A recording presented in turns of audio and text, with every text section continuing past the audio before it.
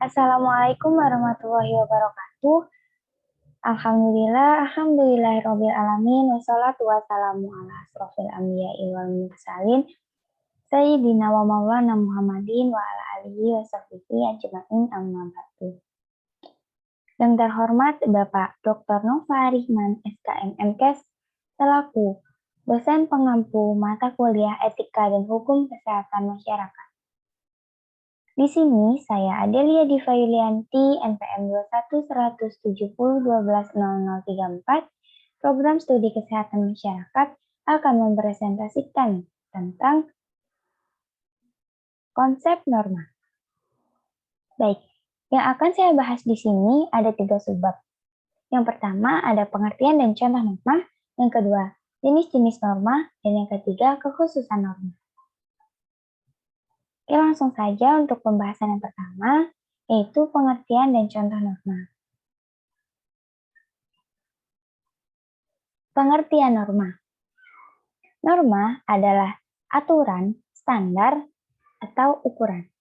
Norma merupakan sesuatu yang sudah pasti, yang dapat kita pakai untuk membandingkan sesuatu yang lain, yang hakikatnya, besar kecilnya, ukurannya, kualitasnya itu masih kita ragukan.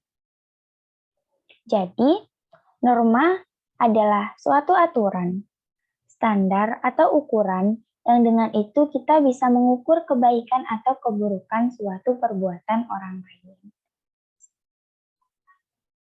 Oke, langsung saja ke contoh normanya. Yang pertama ada mencium tangan kedua orang tua saat hendak keluar rumah, itu pasti. Yang kedua, meminta izin kepada orang tua saat hendak bepergian jauh, bertutur dan berperilaku sopan dengan siapa saja, saling menghormati sesama umat beragama, saling bertegur sapa dengan tetangga maupun masyarakat, tidak mengambil barang dan hak milik orang lain yang bukan milik kita. Adapun contoh-contoh norma yang lainnya, seperti mentaati peraturan lalu lintas agar tidak menghambat jalannya kendaraan, menjaga sopan santun di lingkungan masyarakat, menyantuni anak yatim dan piatu di lingkungan sekitar, saling membantu satu sama lain ketika terdapat salah satu anggota masyarakat itu yang tertimpa musibah.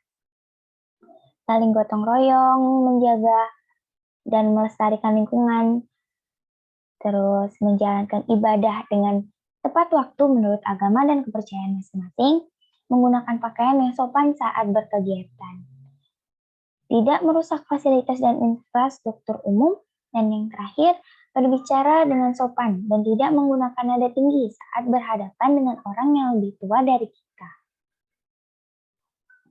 Yang kedua, saya akan membahas tentang jenis-jenis norma. Jenis-jenis norma itu ada 4. Yang pertama ada norma agama, yang kedua ada norma kesusilaan, yang ketiga ada norma kesompanan, dan yang terakhir ada norma hukum. Oke, yang pertama, norma agama. Norma agama itu adalah aturan-aturan hidup yang berupa perintah-perintah dan larangan-larangan yang oleh pemeluknya diyakini bersumber dari Tuhan Yang Maha Esa. Aturan-aturan itu tidak saja mengatur hubungan vertikal antara manusia dengan Tuhan atau beribadah, tapi juga hubungan horizontal antara manusia dengan manusia. Pada umumnya, setiap pemeluk agama meyakini bahwa barang siapa yang mematuhi perintah-perintah Tuhan-nya dan menjauhi larangan-larangannya akan memperoleh pahala. Sebaliknya, jika ia melanggarnya akan berdosa dan sebagai sanksinya ia akan memperoleh siksa. Sikap dan perbuatan yang menunjukkan kepatuhan untuk menjalankan perintahnya dan menjauhi larangannya itu disebut dengan takwa. Yang kedua, ada norma kesusilaan. Norma kesusilaan adalah aturan-aturan hidup tentang tingkah laku yang baik dan buruk, yang berupa suara batin yang berasal dari hati nurani manusia. Berdasar kodrat kemanusiaannya, hati nurani setiap manusia menyimpan potensi nilai-nilai kesusilaan. Hal ini sesuai dengan hak asasi manusia yang dimiliki oleh setiap pribadi manusia karena kodrat kemanusiaannya sebagai anugerah Tuhan Yang Maha Kuasa. Karena potensi nilai-nilai kesusilaan itu tersimpan pada hati nurani setiap manusia yang berbudi. maka hati nurani manusia dapat disebut sebagai sumber norma kesusilaan. Hal ini sejalan dengan pendapat Wijaya tentang moral yang dihubungkan dengan etika, yang membicarakan tata susila dan tata sopan santun. Tata susila mendorong untuk berbuat baik karena hati kecilnya menganggap baik atau bersumber dari hati nuraninya, lepas dari hubungan dan pengaruh orang lain. Kepatuhan terhadap norma kesusilaan akan menimbulkan rasa bahagia, sebab yang bersangkutan merasa tidak mengingkari hati nuraninya. Sebaliknya, pelanggaran terhadap norma kesusilaan pada hakikatnya merupakan pengingkaran terhadap hati nuraninya sendiri. Sehingga sebagaimana dikemukakan dalam sebuah mutiara hikmah, pengingkaran terhadap hati nurani itu akan menimbulkan penyesalan atau bahkan penderitaan batin. Inilah bentuk sanksi terhadap pelanggaran norma kesusilaan. Yang ketiga, ada norma kesopanan. Norma kesopanan adalah aturan hidup bermasyarakat tentang tingkah laku yang baik dan tidak baik, patut dan tidak patut dilakukan, yang berlaku dalam suatu lingkungan masyarakat atau komunitas tertentu. Norma ini biasanya bersumber dari adat istiadat, budaya, atau nilai-nilai masyarakat. Hal ini sejalan juga dengan pendapat Wijaya tentang moral yang dihubungkan dengan etika.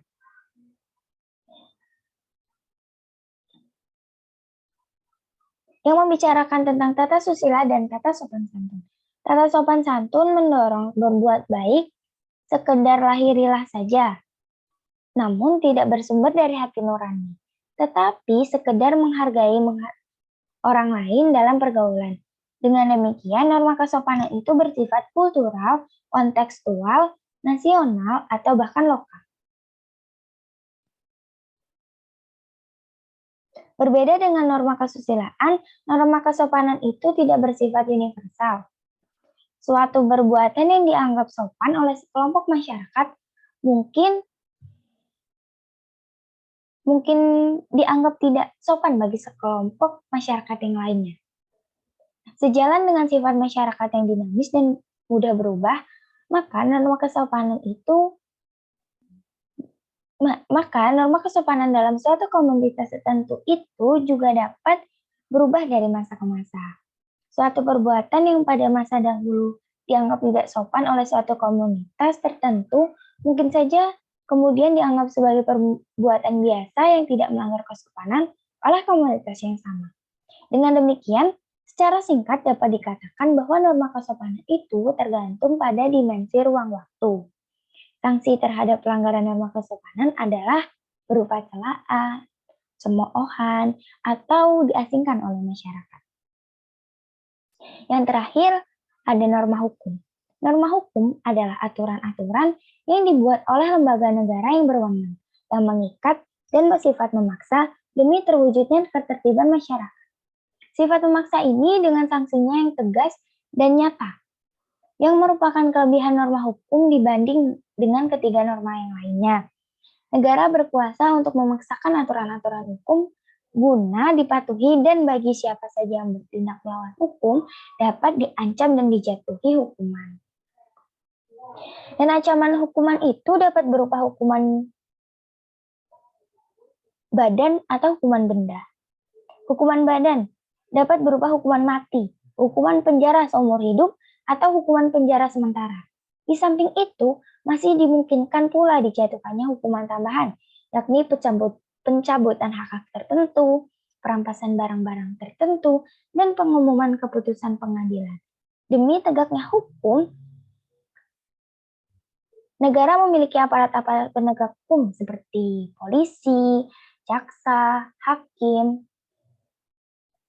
Sanksi yang tegas dan nyata dengan berbagai bentuk hukuman seperti yang telah dikemukakan itu tidak dimiliki oleh ketiga norma yang lain. Dan sumber hukum dalam arti materi dapat berasal dari falsafah, pandangan hidup, ajaran agama, nilai-nilai kesusilaan, adat istiadat, budaya, sejarah, dan lain-lain. Dengan demikian, dapat saja suatu ketentuan norma hukum juga menjadi ketentuan norma-norma yang lainnya. Itulah jenis-jenis norma yang bisa kita pelajari.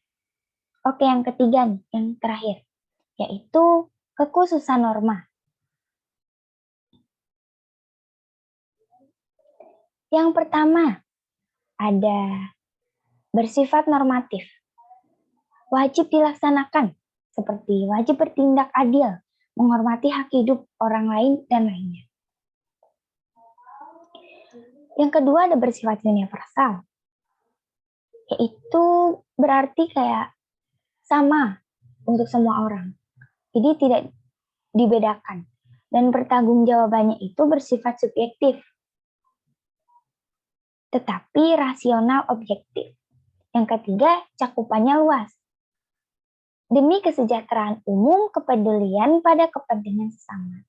Dan kekhususan norma moral ini menjadi tolak ukur untuk menilai tentang benar atau salah, baik atau buruk tindakan manusia sebagai manusia. Norma moral mempunyai otoritas yang lebih tinggi dari norma-norma yang lainnya. Baik, itu saja yang dapat saya sampaikan. Semoga bermanfaat bagi pendengar, dan saya akhiri. Wassalamualaikum warahmatullahi wabarakatuh.